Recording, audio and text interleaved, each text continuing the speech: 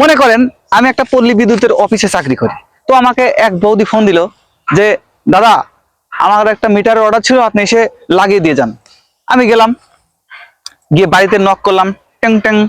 বৌদি দরজাটা খুলে দিল, দিয়ে বললো দাদা এসেছেন লাগাতে? আমি বললাম হ্যাঁ বৌদি আমি লাগাতে এসেছি। আপনি লাগাতে পারবেন তো? ভালো করে লাগাতে পারেন আপনি? আমি বললাম হ্যাঁ আমি তো খুব ভালো লাগাতে পারি। আপনার দাদাকে ওই দিন দিয়েছিলাম লাগাতে, কিন্তু আপনার দাদা ঠাঁই পায় না, এই জন্য সে লাগাতে পারে না।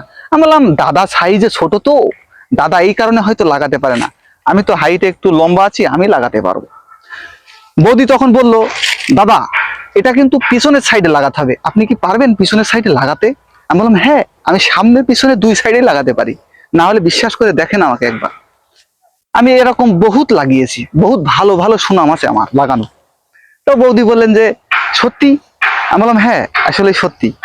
তখন বৌদি বললেন যে তাহলে এই বিদ্যুতের মিটারটা আমার রুমের পেছনের সাইডে যে দেয়াল আছে ওই দেয়ালে গিয়ে লাগিয়ে দেন।